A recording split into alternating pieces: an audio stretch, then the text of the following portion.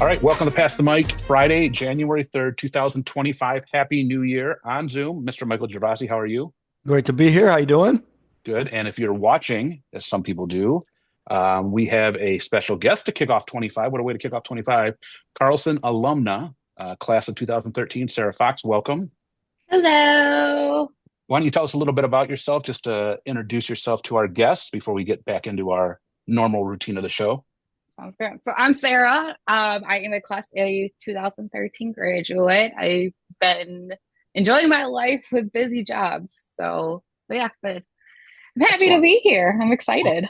Well, welcome. We have a Great to pretty have cool you. top. Yeah, we have a pretty cool topic Thank that you. we are. Whenever we have a guest on, especially student alum, former student, it's always great to hear about their path and what they did, and that's what we're doing again this Yeah. week to kick off the year. So we'll get into that later. But feedback, you know what? No errors. We're leaving all errors back in 2024. I don't There even we think go. there were Perfect. anywheres.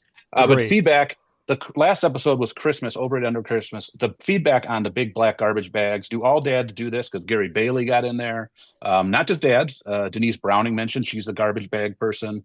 But I think that's a dad thing. Did you get yours out, Mike, right away?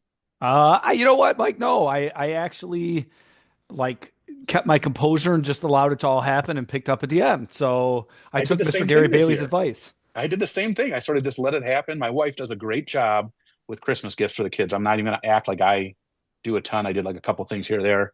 And I wanted to sit there and just watch and enjoy it. And I just got the bag at the end. Sarah, was this something normal in your house? Did the Every year. Every year. and was it So the dad that no, it was actually my sister and I. So oh we're the ones that do it. My dad is the one that will set up his camera to videotape I'll everything. record the whole Oh process. yes, everything. So then my sister and I we're the ones that will grab our black trash bags and we'll have one for our pile and then her pile. Oh, you have it like it's So a we setup method all here. time every year. Every year. We have our drinks ready for us and then we got our trash bags all ready for us and then my dad has the camera going. So we're the ones that sets it up. It's funny, Mike, you mentioned it too. I didn't do it right away, and the house didn't implode. It didn't catch on fire. No, it stays intact. It's crazy how that happens. Like the police didn't come kicking down the door. Right, right, Why is there right. all this garbage on your great room floor? So I guess you can do it. I guess it's a matter. Also, Gary Bailey pointed out too, White Christmas is overrated. We're still sort of get a little bit of flurries today, but we had what like almost a 60-degree day after Christmas. I was That quite was fond of that. crazy. Yeah. So any other feedback to you, Mike? Yeah, let's start with Max mentioned Shannon moved the elf each night for Aaron. It had fallen back to me this year. I didn't mind because Aaron likes to find them, even though she knows it is me moving them. So Allegedly. that's Max. And he waives all HIPAA rights. To Peyote, the folks here in South Carolina are saying it doesn't feel like Christmas because we're in the 60s and sunny. Also, But what Jen if and they I, were? But what if they're South Carolina natives? They don't know any. Are we talking about people that you're used to snow? no, because that's Max's brother Todd. So Yes. his fiance is from there. So Oh, okay. I don't know. I was totally And fine Christmas Day. yeah, Gary Bailey liked the podcast last week, and that, again, you mentioned it. I disagree. Cleanup is not a guy thing, so he did disagree. Once again, Tom Pack nailed it. His collages are always brilliant, even through Gandhi in there this time. So I thought that was pretty amusing. And Rennie, the Ren Dog, called me his favorite get off my lawn guy. Yeah, I saw Who knew? the Ren Dog. I saw him at what is now the longest college. Nate thinks it's the longest college football game at all time. Definitely the longest college bowl game at all time. Yeah, didn't At Georgia the go 8 overtimes this year in a game? Nate was talking hours though. That Oh, game hours, took length. so long. Yeah, And yeah. also, I am going to contact Pat Narduzzi. They did not flip end zones in overtime at Ford Field, and they did it in the with Texas and ASU the other day. And I don't know why they didn't come to our end zone. I believe Pitt has a legitimate beef and a grievance with the Oh bowl man. laws. Okay. I'll get So on. I'll maybe get. I think the officials were just lazy. yeah, they They were didn't want to. done. They like this game is brutal as it is. So Maybe Narduzzi, maybe they'll get a redo of overtime in the Motor City Bowl. and I can go down there and have one of those dogs again. I made a great TikTok about it. I I thought you were saw gonna that. I thought you were going to comment on me calling it the Motor City Bowl, but Oh, okay. I don't even know what it was called. Game Yeah. something. I don't know. And by the way, whatever it was called, they're big time. They're the sponsors of Eastern Michigan's College of Engineering. There Are are they all kind of really? Eagles walking around the day. I don't Wow. know. Someone will tell us what the bowl was called, but they have something to do with Eastern Michigan. Because I Gotcha. saw the CEO walking in the corridor when I was getting a beverage. By the way, another thing, Ford Field, I hadn't been in a long time. The self-serve beverage thing is amazing. You walk into this, it's just coolers Really? of cans of beverages, What kind of all beverages? kinds, all Okay. kinds, Okay. beer, pop, and as a matter of fact, it was right after halftime, and a guy, there was no one in it, so I went to walk in, and the guy stopped me, and I go, "Are you open?" He goes, "I don't know," and I go, what does this mean? And then there's a lady talking to him, and she's like, and I don't think the guy wanted to be open, and the lady's like, "You still have to be open. It's not the fourth quarter yet." And he looked at me and he goes, "Well, what part of the game is it?" I go, "This is the third quarter. It's just starting." He goes, "I guess I'm open." And then he went, I grabbed my beer and a box of Milk Duds. I got a lot of heat from the family for Milk Duds, but a lot of people like Milk Duds. You set it on this thing, a camera scans it, and then it rings you up. Oh, that's kind of similar to what bars are going that direction too. I mean, we were in one in Paris that kind of did that, Oh, and really? You just set your stuff? I know those Amazon grocery stores are supposed to be like that too, like, right? Like, supposedly. I didn't know. All right, stock Hmm. questions for our guests. Stock question. When is your birthday, Sarah? September 16th. September 16th, fall birthday, right when we're going back to work. Yep. It is your birthday. I think I'm going to know the second half answer to my question, but I might be wrong. I never want to assume. It's your birthday. You can have any meal you want for your birthday, going out to eat, having it made for you. What is that meal and how is it being done? So it is my every year tradition. It is a Caesar salad, all homemade.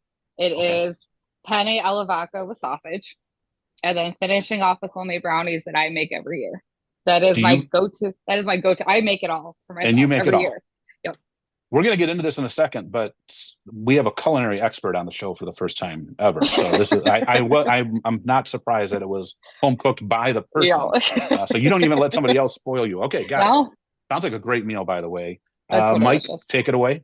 Okay, Sarah, who are you eating with? Who are you gonna enjoy this So birthday I'm dinner doing with? so I'm keeping it sentimental, and it's my grandpa. It is my dad's biological dad. I never met him because he died way before I was born. But I've always heard great stories with him, and it would be nice to have a dinner with him because I want to hear like all the childhood stories of my dad, and my aunts, of like what they were like growing back as a kid, what his life was like when he was younger, just going back like family history and just talking about it all. Okay. So that's with one person. So and Excellent. then just letting him know like what's been going on with my life, my whole family's life, since his passing and everything else. So yeah, that's Great what I want. choice. Yeah. Again, if we kept record of this, I think it's more people have picked family Yeah. members, Yeah, and for sure. I don't celebrities think or it's that sort of thing. close. Yeah. Yeah. I, All I right. had a good celebrity in mind, but I'm like, no, I'm keeping it sentimental this time. There So you go. I love that you cooked your own meal too. So, yeah. and bridging to that, so our education topic today, we're going to let Sarah lead us through her education path to her current career path. So I'm going to just we talked a little bit before the show in high school. As we mentioned before, many times, we have a vocational program. That's a great program for students, DCTC. They can get trained in a lot of fields that sort of prepare them for the workforce right out of high school. A lot of kids take advantage of it. She did the culinary program. Did you do at Riverview? Yes. Okay, so I know that Riverview is the big culinary school around here. She did that, and she actually did some post high school work with that. So she's going to talk a little bit about that. And then she made a shift to where she is now, and she's Yep. working for Ford Motor Company out at Wayne, right, where the Yeah. Broncos, Yeah. Michigan Assembly. Michigan Assembly, where the Broncos are built, right, or Yep. The good old assembled. All right, Broncos. Yep. there we go, there we go. So, if you could maybe just tell us, okay, how did the culinary go? What first got you into that? How did you like it? And then what sort of brought you to the shift to Ford Motor Company? So I have been cooking all my life. That is like the one thing that I've been loving to do since I was little. So I would always help my mom in the kitchen and everything. And I kept telling myself I'm going to be a chef when I get older. So in high school, I was so happy that freshman year they had the vocational program. So I did the culinary portion of it at Riverview by freshman and sophomore year. And then I ended up going into it my junior and senior year. So it was all 4 years at Riverview. Loved it. The chef that was there, well, the teacher that was there, Mr. Stoll, became a really close friend of mine even after high school. So I would always do like all his restaurant, well, not restaurants, but his restaurant that he had inside the high school. And I would do all his events outside of it. They had a chop program that was kind of like was kind of like Big Show Chopped. So Yeah. we did all that with a lot of the local chefs from local restaurants. So that was pretty fun. So I told myself, I'm like, I'm sticking to it, sticking to the culinary, and ended up going into it after high school. So it was Where did you go post Riverview, post high school for it? I went to Henry Ford College and I ended up going there for 2 years, got my associate's degree, and fell out of it after I graduated from there and ended up working at a couple of restaurants, like Buddy's, for instance. And probably around when COVID happened, they were doing the carry out portion for it. So I was just, running around with all the cars, delivering all the pizza. And then I got an email from Ford that my dad put in because my dad works at Ford. So I got an email one day saying, hey, you were reported to Rossonville for their FEMA program that they were doing to build the ventilators for Oh, FEMA. wow. Yeah. So my dad was the one that kind of set me up with Ford, actually. So I told my boss at Bodies, and I'm like, hey, I'm putting my 2 weeks in and I'm dipping out. And then May of 2020 is when I actually started at Rossonville. And And then got, you were making ventilators to start. yes, yeah, it was the portable ventilators. Oh, So, wow. yeah, so they had their project for about 2, 3 months or so to about mid-August or so. And then they ended that. And then we were laid off until Michigan Assembly ended up calling. Sarah, if you don't mind me jumping in here, let's go back to the culinary program. What made you in ninth grade Yeah. want I to didn't do even know that? that ninth graders could do both. Right, I neither didn't did even know Yeah. that. I. Yeah, they had the freshmen so the freshman and sophomore, sorry about that. They had their culinary program there so that way you can cook everything for the students at Riverview. And so like I said, I've always wanted to cook for the rest of my life. So I've always wanted to be a chef for ever since I was little. So I just stuck with the passion and went for it. There is, and again, I keep mentioning this in my economics class. I'm trying to bring in people from all walks of life. And, I brought in a good friend of mine, Jeff Powell, who's a firefighter, and he spoke to the kids about what they can do in high school too. There are so many things out there. Yeah, And again, it doesn't mean, we're not pigeonholing anybody into anything, but I try to expose the students to as many things as possible. That's pretty cool. You did that. yeah, And this is obviously a skill you could, regardless of if yeah, obviously you're not in that line of work anymore, but it's something you can carry with you in your own life for the rest of your life, yeah. And even after I graduated high school, I still went back to Riverview and I would help out with the teacher as often as I could with the students. And I taught like the students like pretty much everything that I learned from the past. So I Hmm. was kind of like my chef's like aide to say the least. Like I was a sous chef for a while. And then yeah, so then like I said, like I became close with him throughout the years, but he ended up passing away a couple of years ago. But he meant a lot to me. So he helped me paint the way into me getting a little boot into the program itself at Henry Ford. So, but yeah, but I Cool. learned so much. I learned from so much from him. I learned, all the different chefs, that I got to meet from all the different restaurants. So they were giving me little tips and tricks and all that. And yeah, so it was fun. It was a good time. It was a Awesome. good time. So, at at the plant, what is your job the same every day? Are you in the same exact Yes. spot of the car? So, can you tell us what that is? Is this something that too can change down the road? Like, are there better or worse spots to be on the line? Like, listen, I'm probably like one of the few people in Michigan that has zero first string relatives that work for the big three. Like, no Yeah. uncles, no aunts. So when I was in college, I worked for a pipe fitting shop that did repairs. So I went into a lot of plants, but I don't know how the work goes. So what's your daily job? What could it be in the future? What do you got? How many like what's your shift? So we have 3 shifts at work. So we have our A crew, which is the day shift. So it's Monday through Thursday, 6 a.m. to 5 p.m. And then we Okay. have our B crew, which I'm on, which is 6 p.m. to 5 a.m. And then C crew, which is Friday, Saturday days, and then Sunday, Monday nights. So I work a 10 and a half hour shift from 6 p.m. to 5 a.m. So Okay. Yeah, so that's my everyday. So I work on the inside of the dashboards. So if you look at, like on like a truck or whatever, or on a Bronco Ranger, I work everything on the inside. So Okay. by putting like the steering wheels in, to the radios, to like all just everything that you see on the dashboard of a truck, that's everything that I put on. So, but it's literally every day, 500 vehicles every day. And on a Holy, good day, if on a good day itself, it's 500 vehicles. Yeah, wow. it's That's crazy.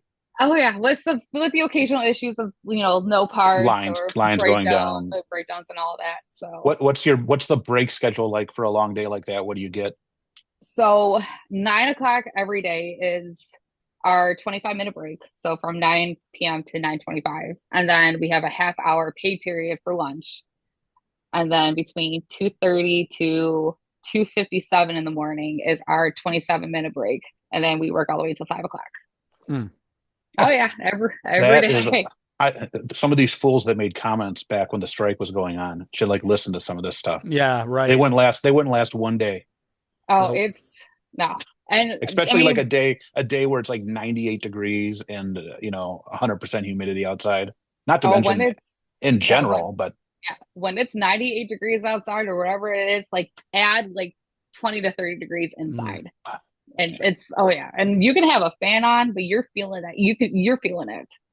So we try to Oh, keep go ahead. cool as Sorry. possible. No, you're right. We try So, to keep cool as question possible. regarding this now, how obvious, I think this area, and I know you wanted to be, you kind of have to be cautious on what you say, but in terms of this area, I think people were more sympathetic than not. But how maddening is it when people would comment about, you guys making too much money and all that sort of stuff? It had to be frustrating for you.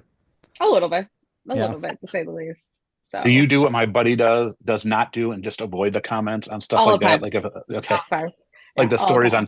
on if the Free Press posted a story on Facebook and then there's like 80 comments, right? And then there's people like saying, you just avoid them, right? That's what I As try. That's best what I as try to possible. tell Yeah, him. as best as possible. I mean, I've like gotten pretty good at it. So I just tell people my response to any of these, or any we've mentioned, is go apply. Like if you think it's yeah, so great, yeah. go apply. The same thing I say about educators, cops, nurses, politicians. Go run for office. Go do it. Go apply. I will say this when it comes to people applying for Ford, like they'll think that it's all great, it's all this, the money, this, that, and the other. But we've seen a lot of people quit within the first Turnover. day, let alone the first week. And it's So like, there's it's not what everybody thinks it is. Mm. Because, working at Ford is not for everybody. no, no. And so, I mean, I like it because I get to, just be by myself in my little area. I get to put my headphones in, listen to a podcast, listen to you guys, listen to music, whatever. And it gets me by 10 and a half hours. Yeah. So, And it's 410s, yeah, and then like you get like you just you're on a shutdown right now, right? Like the holiday. a whole month, Oh, okay, a whole nice. month. So, Mm. so we've been off work since the 21st of December, and we go back the 21st of January. Okay, So nice. our first 2 weeks is just our straight up holiday break, and then we get 3 additional weeks off because of our shutdown. So we are getting everything retooled because we're Yeah, building the 25 Broncos and Rangers. So everything has to be all retooled. A lot of the stuff is just under construction that they're building and all that. So yeah, so we get a whole month off, and it's great right now. I know Mike mentioned it, so I'll just mention it and say what you can. The labor strike, you've probably never experienced anything like that. That was your first time No. because you haven't. This is the first negotiation. Um, I guess just how did that weigh on you? What kept you through that? And I mean, So I would assume that you're happy with the contract. I mean, it sounded like yes. so. So I could tell you this, like that night itself, like going into work that night, like we heard rumors around the plant that something was going to happen, but we just didn't know for sure. And no radios was on in our plant with between our team leads and our supervisors and all that. Like it was completely like dead silent. Like it was eerie. And then with my dad working there, he pretty much was like texting me and all that because he's an electrician there, so like he kind of like gives me all A the inside trade. scoop with it all. And so he's like, hey, he's like, at 11 o'clock, like, you guys are out of here. It's like, you guys are for sure going on strike. And then that's when we got told at 11 o'clock, like, hey, like, get out, like either Yeah. get out by, yeah. So they wanted us out by midnight or else we're out of here. So then by the time we left the plant, it was media everywhere between our union hall across the street and then our plant. And it was like, it was a madhouse. Like they had all Michigan Avenue shut down. And it was just it was just crazy. It was just like, well, this is the first. And then Mm. after a while, like after the weeks went by, it's like, we're pretty much out of a job. And of course, we had to picket, for 6 hours. And it was interesting. Like it was interesting. But we were on strike for 41 days. So Wow. between the 14th of September to the 25th of October. So So where my mind goes, Sarah, when I hear that is like my grandfather was a big member of the UAW Local 600, real powerful union. yeah. Um, and I want like when I hear that, like, is there any sense in your mind as you're doing it? Like, I'm a part of history here. Like, there's been Yeah. people. Yeah, is that right? Yeah. Yeah, looking back now, like it, yeah, it's like looking back now, it's like I was part of history. I mean, at the time, it's like this is like it was crazy. It's still crazy to me that that I went on strike, like that I was a part of all this, and I get to tell my daughter that like, hey, like mom was on strike, so when you like hear about it like later in life and everything, you can say like, yeah, like my mom was part of the strike when all this happened, Cool. and yeah, so we got some things back, which we were happy about, but the rest, it was like, it is what it is. But it was interesting. It was interesting to say the least. So, but I Right, mean, okay. so no, you're fine. You got to go ahead and finish your thought. It just we were I mean, by the time like October, like the weather in October came, it was like, all right, like hurry up, people, like hurry up and sign a contract. Like we're getting cold here, like because I was out from like 12 a.m. to 6 a.m. So I was like out in like the freezing cold and everything, but it was like, all right, people, like hurry up. Like I don't want to go into like November and December being freezing cold with all the snow and all that. But we were happy that, that it finally came to an end. And by the time we came back, it was like, it's like, well, it's like we made history. So yeah. Excellent. So I guess just to wrap up this segment, what advice would you give to maybe like high school students that want to go down either route? Now, again, you mentioned your father worked for Ford, and I know most of the stuff is sometimes just like looking at the job boards and seeing what's out there. But what is your advice to a student that wants to go down maybe either route, the culinary route, or looking to get into a plant? Honestly, I say go for it. I, just try it out, see if you like it, and if you like it, then just go for it. I mean, I always live by the rule from Babe Ruth that uh, from one of his famous quotes. I can't think of it off the top of my head, but uh, don't let the fear stricken out keep you from playing the game. That's always been my favorite quote from forever, for years. So just give it a try. Honestly, just give it a try. And like with Ford, Ford isn't for everybody, but if you can have that mindset that this is going to be your life from, for 4 or 5 days a week, this and the other, then just go for it. All right. So, Excellent. Great, great information. All right. So overrated, underrated. Of course, what are we going to go with? We're going to go with cars. What a great way to go, right? And again, so we don't want Sarah to get in trouble. I'm sure she's not going to throw any Fords in the overrated anyway, but overrated, even if she wanted to, overrated's not bad. What do you have as overrated, Sarah? the strike, being on strike for 41 days. That's my That's biggest overrated that's a thing. great answer. Yeah, Yeah. yeah. Yeah. And My again, notes. I wasn't didn't Ford it wasn't every plant, right? They just picked certain plants that were like So to when we start. were, yeah, so we were actually the first Ford plant to go on strike because it was us, I think GM and Chrysler that was the first three plants. And then we heard They other, picked like certain individual plants yeah. that were And then we heard, so while we were on strike, we heard that we heard between Dearborn and I think one other, one other Ford plant in Michigan. I forgot what it was, but we kept hearing rumors that they were going to go next with okay. going on strike, but somehow that didn't happen. But yeah, so we were the first. Yeah, I remember Yeah. that. Remember that, Mike, right? Remember it was like the first time that wasn't like every plant, every worker. They did Right, like right. Yeah. they did coordinated plants that they thought were bigger ones that would hit hard, which of course the Bronco was a popular truck. I could see why they went there. So Yeah. Yeah. all right, Mike, what do you got Yeah. overrated? Okay, so let me preface by saying I'm not a big car person. All right. Yeah, And either am so I. So this isn't going to be. no, this is I going mean, to be I like having one and I like Yeah. driving one, but I'm not like, oh my God, I got to get this model right. or anything. Yeah. Right. So this is totally anecdotal. And I'm going back. I racked my mind about this and I came up with something when I was in high school. A guy who was a friend of mine got a BMW. Cool. And it was like, oh my God, he's got a BMW. And it was used, but and he was a kid with wealthier means. But regardless, I was expecting this thing to be like sing and dance for you, and you got in the car and everything. And so I'm just going with that, just because on that experience, it was just I was like, wow, I'm in a So BMW, and that was really all BMW that. is overrated. Just because of that, yes. Yeah, I'm all right with that. All right, my overrated, and this man, I'm probably going to be tarred and feathered for this. Oh I don't boy, know. Full size trucks for people that don't need full size trucks.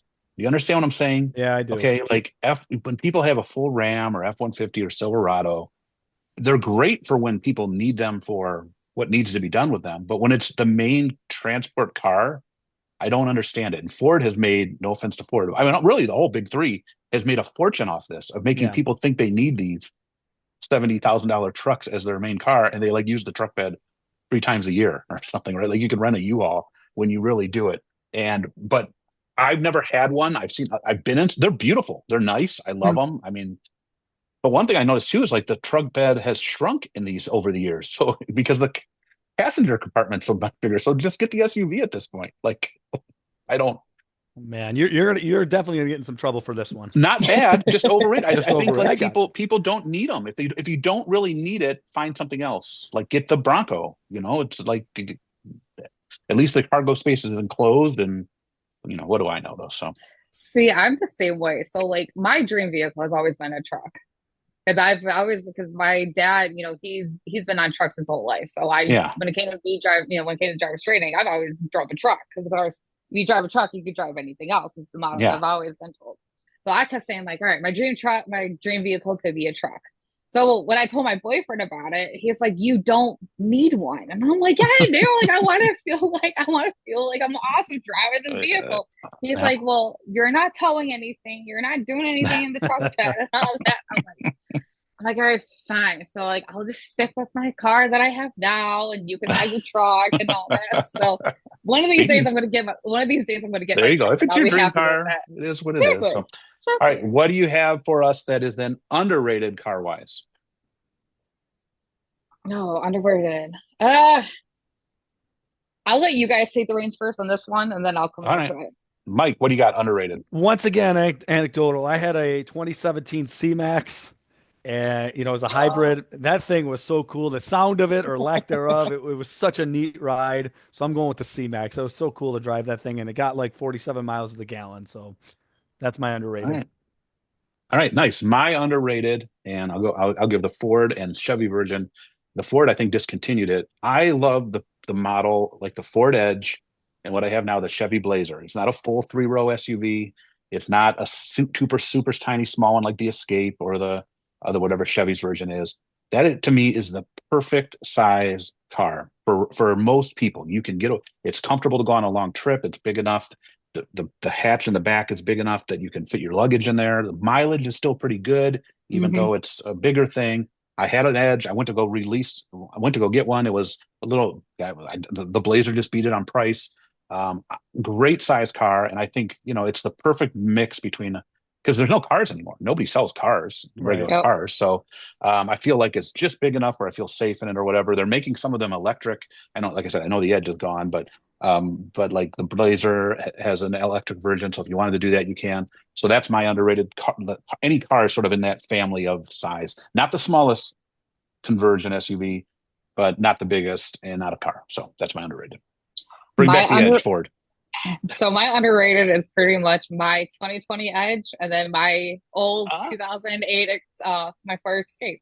Those are my there you two go. favorite cars and I love it. Yeah, I love my Edge and I love my Escape. I was so happy that I had to get rid of that thing, but I wish I would have that car back. That was yeah, like my favorite car. Like, and I hate the Edge. I hate the Escapes now. I hate yeah, how the way they're designed. I yeah, hate it's just everything about it. I just hate it so yeah. much. But To me, it's almost just a little too small. It is. I feel like it's too small for what I need to get done. So But the old school escapes were like yeah. perfect. It Oh, was like the that old. I perfect remember size. the old school Escape that was actually like a boxed out like SUV. You Yes, might that's yeah. Yeah. how mine was. Yup, that's how mine Those was. were I had my sunroof and everything, and I was driving that yeah. car with my music It was on. And oh yeah, basically I like a loved mini it. Explorer. Yeah, I love that was it. a great car. That's another good one. Yeah. All right. All right. Hot Mike take. Mike, what do you have this week? Okay, so I was gonna start the year serious. We have these horrible events in Las Vegas and New Orleans, but I'm gonna lighten it up a little bit. I heard a song today and it got me thinking, and I remember reading about the best rap introductions, and then the song just gonna sound very like odd segue, but I heard "Against All Odds" by Phil Collins, and How's that a rap song? no, it's not. Odd segue. Where I'm going to go with this. Okay. Yeah. Against all odds. Are you familiar with this song, Sarah? Great song. I've heard of it. I've heard it's of on my it. main rotation playlist. Is it really? Okay. Yeah, I'm not kidding. So I read this list about best rap introductions, and against all odds, toward the end of that song, he really, really gets emotional in it. Right? Take Hmm. a good look at me now. Yeah. Yeah. Hmm. And so it got me Max will be thinking. happy that you're Yeah, singing. yeah. I won't do that anymore, Max. I apologize. So it got me thinking though, like, what are the instead of so there's a list of best introductions. What are the most emotional parts of any songs? And I did a little Google search before we came on here of emotional songs, but I'm not like specific parts of songs. What are the most emotional specific parts of songs? So, the rap list was best introductions. I'm saying like parts of songs. I could think of two. Bonnie Tyler, Total Eclipse of the Heart. Hmm. She gets into the bridge of that song, and then Phil Collins. So I want to hear from the listeners. I'm sure Mr. Tony Saavedra he's always providing us good insights. What are emotional parts of songs where the artist really, really taps into the human condition? And in that case, Phil Collins really about like a breakup, clearly. So that's my hot mic to start the year. I like that. I'm going to start looking for next week. I just saw one, and I know you don't like when I bring up TikTok. Somebody brought up David Bowie and Queen Under Pressure, and David Bowie's verse right Oh, before the end of the song is the last part where he's talking about just it's a yeah, great verse. Go listen to it, and it then is. It is. it just goes softly that under pressure at the end. But Yeah. his little solo there at the end, pretty powerful. It's not as I think it's in the same thing. And the only reason I know that one right off the bat is I just saw the TikTok and then I added that song to my playlist because it's a great tune that I forgot about. Your Okay. videos pop up on my feed all the time. Just letting you know.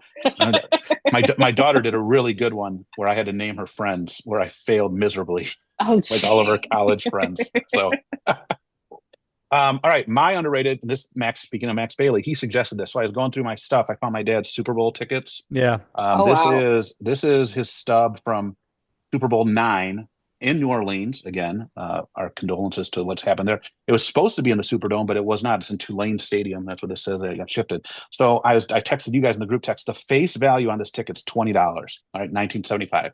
So I did a little math because I'm like, what do we always do? We do adjust for inflation, Adjusted for right? inflation. Yeah. Adjust for inflation. We should see like, okay, if this ticket was $20 now, let's adjust it for inflation 24 for what a face value Super Bowl ticket should be.